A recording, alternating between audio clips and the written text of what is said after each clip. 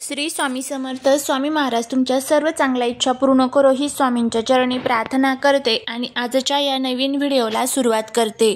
अनंत चतुर्दशीला गणेश उत्सवाची सांगता होते. बाप्पाला निरोप देण्याची वेळ येते. बाप्पाला पवित्र नदीत विसर्जित केले जाते.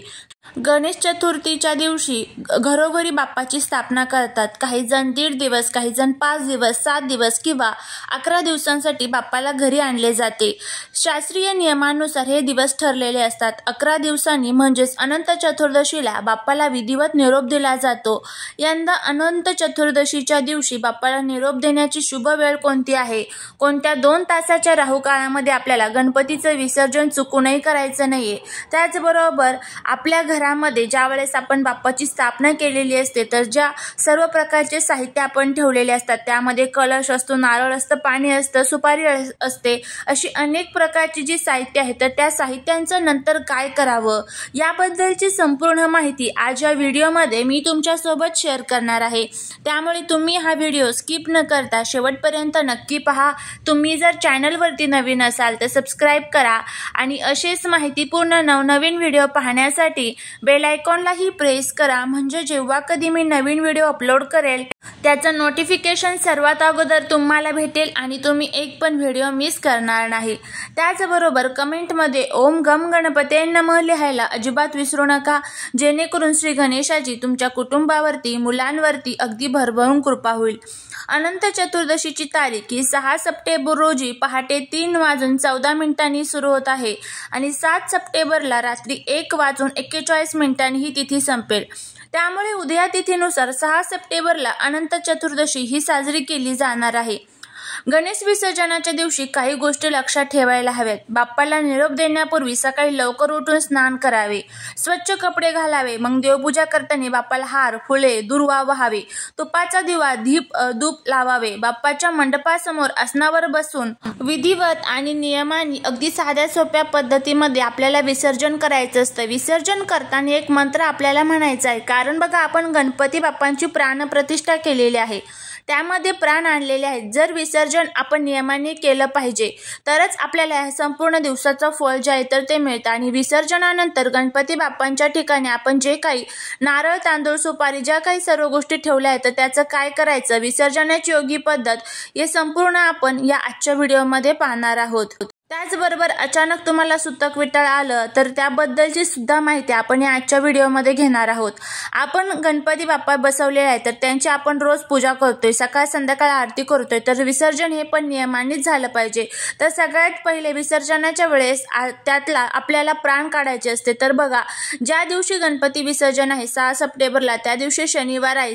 विसर्जनाच्या दिवशी आपल्याला सकाळी छान बाप्पांची पूजा करून घ्यायची आहे, त्यानंतर प्रार्थना वगैरे करून घ्यायची आहे.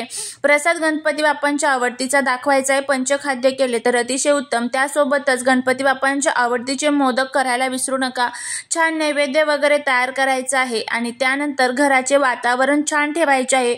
बाप्पांची आरती वगैरे करायची आहे, क्षमा प्रार्थना करायची आहे. आपण अगदी साध्या भोळ्या मनाने जी काही मनामध्ये आहे ते म्हणू शकतो की हे गणराया तू विघ्नहर्ता, विजय मिळवणार आहेस, तू विघ्नहर्ता आहेस, देवांचा प्रिय आहेस, त्यामुळे तू ज्ञानसंपन्न आहे, तुझ्या चरणी माझा नमस्कार आहे. आणि दुसरी गोष्ट म्हणजे माझ्या सर्व कार्यांमध्ये येणाऱ्या विघ्नांचा तू नेहमी सर्वनाश कर. पूजा विधी करताना माझ्याकडून अनवध चुकीने काही नकळतपणे चुका झाल्या असतील तर देवा मला क्षमा कर, त्यासाठी मीही क्षमा प्रार्थना मागत आहे. मी अज्ञानाने तुझी पूजा केली आहे, कृपा करून ती मान्य करून घे. माझ्याकडून झालेल्या चुकांसाठी मला क्षमा कर, माफी दे. मी केलेल्या पूजेमुळे तू माझ्यावरती प्रसन्न राहशील हीच मी अपेक्षा करते.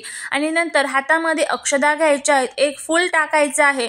मी स्क्रीनवरती तुम्हाला एक मंत्र देते, त्या मंत्राचं तुम्हाला पठण करायचं आहे. स्क्रीनवरती नाही दिसला तर मग तुम्ही डिस्क्रिप्शन बॉक्समध्ये बघून तो मंत्र म्हणू शकता. मंत्र अशा पद्धतीने आहे, ओम यान्तु देवगणाय सर्व पूजा मादाय मामकीय इष्टाय काम संपर्दनाय पुनरमीय पुनरागमच्छ. याचा अर्थ असा आहे की हे सर्वश्रेष्ठ गणपती देवा तुम्ही तुमच्या स्वस्थानी म्हणजे जिथे ब्रह्मा विष्णू आहेत त्या ठिकाणी तुमचा वास आहे, त्या ठिकाणी तुम्ही पुन्हा प्रस्थान व्हा। मी या पूजेमध्ये ज्या देवांची पूजा केली आहे त्यांना पुन्हा पुन्हा माझ्यासाठी कल्याणासाठी यावी असे म्हणून ते हातामध्ये जे आपण अक्षदाने फूल आहे तर ते आपल्याला बाप्पावरती टाकायचे आणि अशा प्रकारे आपण बाप्पांमधला आता प्राण काढायचा। याचा अर्थ असा आहे की मग जागीच मूर्ती तुम्हाला थोडीशी हलवायची आहे। बघा ही सकाळी आपली आरती झाली, अशा प्रकारे आपण मूर्ती वगैरे हलवली। आता तुम्ही डेकोरेशन वगैरे काढण्याची घाई करू नका। जोपर्यंत बाप्पा आपल्या घरातून बाहेर जात नाही तोपर्यंत डेकोरेशनला हात लावायचा नाही। या दिवशी पंचखाद्यांचा नैवेद्य केला जातो। पंचखाद्यांमध्ये खारी, खोबरं, खसखस, खडी साखर, खवा अशा अनेक प्रकारच्या पंचखाद्यांचा त्यामध्ये समावेश असतो। किशमिश सुद्धा टाकली तरीही चालेल। अशा प्रकारे पंचखाद्यांचा नैवेद्य किंवा मग गुळ खोबऱ्याचा नैवेद्य किंवा गुळाचे मोदक जे असतात तर ते गणपती बाप्पांना शिदोरीसाठी तुम्हाला बाप्पांसोबत पाठवायचे असतात।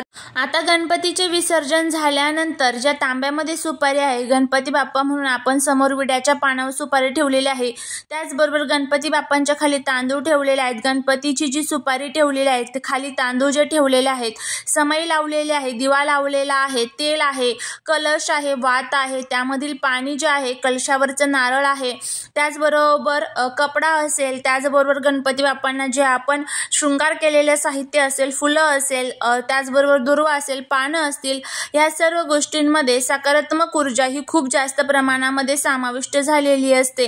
तर या सकारात्मकतेचा प्रभाव आपल्यावरती राहावा, आयुष्यभर आपल्या घरामध्ये कधीच कशाचीच कमतरता पडू नये, त्यासाठी आपल्याला या गोष्टींचं व्यवस्थितपणे विल्हेवाट लावणं सुद्धा खूप गरजेचं आहे। तर ज्या 2 सुपारी आपण कलशातील सुपारी आहे तर ती काढायची आहे, ती स्वच्छ पुसून घ्यायची आहे, वाळवायची आहे, सुकवायची आहे, तसेच ओली ठेवायची नाही। त्यानंतर तुम्हाला जे आपण देवघरासमोर आपल्या गणपती बाप्पांसमोर जी सुपारी ठेवलेली आहे तर ती सुद्धा तुम्हाला व्यवस्थितपणे काढून घ्यायची आहे। तुम्हाला ती वापरायची नसेल तर तुम्ही ती निर्माल्यामध्ये टाकून देऊ शकता। गणपतीची मूर्ती छोटीशी ठेवलेली असेल तर ती पूजेच्या ठिकाणी तुम्हाला ठेवून द्यायची आहे। आता जो दिवा आहे तर बघा गणपतीचे विसर्जन झाल्यानंतर असं म्हटलं जातं की अनंत चतुर्दशीचा पूर्ण दिवस गणपती बाप्पा सूक्ष्म रूपामध्ये आपल्या घरामध्ये असतात। त्यामुळे तो जो दिवा आहे तर तो अनंत चतुर्दशीचा संपूर्ण दिवस आणि रात्रभर तसाच तेवत ठेवायचा आहे। त्यानंतर आता जी पानं, फुलं, दुर्वा वगैरे असेल तर ते संपूर्ण तुम्हाला निर्मल्यामध्ये टाकून द्यायचे आहे। त्याचबरोबर गणपती बाप्पांना हार वगैरे घातलेला असेल तर ते सर्व साहित्य सुद्धा तुम्हाला निर्मल्यामध्ये टाकायचं आहे। तांदूळ असेल तर ते तांदूळ तुम्हाला पक्ष्यांना खाऊ घालायचे आहे। त्याच्यानंतर जे नारळ आपण ठेवलेला आहे तर ते नारळ तुम्हाला जर घरामध्ये त्याचा प्रसाद बनवून खायचा असेल तर तुम्ही तो गोड काहीतरी त्याचा प्रसाद बनवून खाऊ शकता किंवा मग तुम्ही वाहत्या पाण्यामध्ये तो विसर्जित करू शकता। त्याचबरोबर जे कलशामध्ये पाणी आहे तर ते थोडंसं पाणी संपूर्ण घरामध्ये तुम्हाला शिंपडायचं आहे आणि त्यानंतर उरलेलं पाणी हे तुम्हाला तुळस सोडून बाकीच्या संपूर्ण झाडांना ते तुमच्या घरात जी काही झाडं असेल तर त्यांना ते टाकायचं आहे। अशा पद्धतीने तुम्हाला हे जे सर्व साहित्य आहे तर त्याची विल्हेवाट जी आहे तर ती व्यवस्थितपणे लावायची आहे। त्यानंतर आता बघा अनंत चतुर्दशीच्या दिवशी राहू काळ जो आहे तर तो आपल्याला बघायचा असतो। गणपती बाप्पांचे आपण 10 दिवस विधिवत पूजन केलेलं असतं आणि त्यानंतर आपण त्यांचं विसर्जन करतो। त्यामुळे राहू काळ मध्ये आपल्याला चुकूनही गणपती बाप्पांचं विसर्जन जे आहे तर ते करायचं नाहीये। जर या कालावधीमध्ये आपण गणपती बाप्पांचं विसर्जन केलं तर त्याचे दुष्परिणाम सुद्धा आपल्याला भोगावे लागू शकतात। त्यामुळे केलेल्या पूजेचं फळ जे आहे तर ते आपल्याला मिळत नाही। त्यामुळे आता सर्वात प्रथम विसर्जनाचा जो शुभ मुहूर्त आहे तर तो आपण बघूया। आता बघा जर तुम्हाला सकाळीच विसर्जन करायचं असेल तर सकाळी तुम्ही 7:36 ते 9 वाजेपर्यंत तुम्ही सकाळी विसर्जन करू शकता। दुपारी जर तुम्हाला विसर्जन करायचं असेल तर 1:55 ते 3:28 तुम्ही विसर्जन करू शकता। संध्याकाळी जर तुम्हाला विसर्जन करायचं असेल तर संध्याकाळी 6:37 ते 8:03 तुम्ही विसर्जन करू शकता। या 3 वेळा आहेत। या 3 वेळेमध्ये सकाळ, संध्याकाळ, दुपार या वेळेमध्ये तुम्हाला जेव्हा कधी विसर्जन करायचं असेल या वेळेमध्ये तुम्ही विसर्जन करू शकता। आता त्यानंतर या दिवसाचा जो राहू काळ आहे तर तो असणार आहे सकाळी 9:30 वाजल्यापासून ते 11 वाजेपर्यंत हा राहू काळ असणार आहे, त्यामुळे 9:30 ते 11 तुम्हाला या कालावधीमध्ये विसर्जन जे आहे तर ते चुकूनही करायचं नाहीये। तर अशा पद्धतीने आपण विसर्जनाची माहिती घेतलेली आहे, साहित्यांचं काय करायचं आहे, त्याचबरोबर राहू काळ कधी आहे, शुभ मुहूर्त कोणता आहे विसर्जनाचा, अशी संपूर्ण माहिती आपण बघितलेली आहे। जर तुम्हाला हा व्हिडिओ आवडला असेल तर चॅनलला सबस्क्राईब करून कमेंटमध्ये श्री स्वामी समर्थ लिहायला अजिबात विसरू नका। भेटूया पुढच्या एका छानशा नवीन व्हिडिओत एका नवीन माहिती सोबत। श्री स्वामी समर्थ।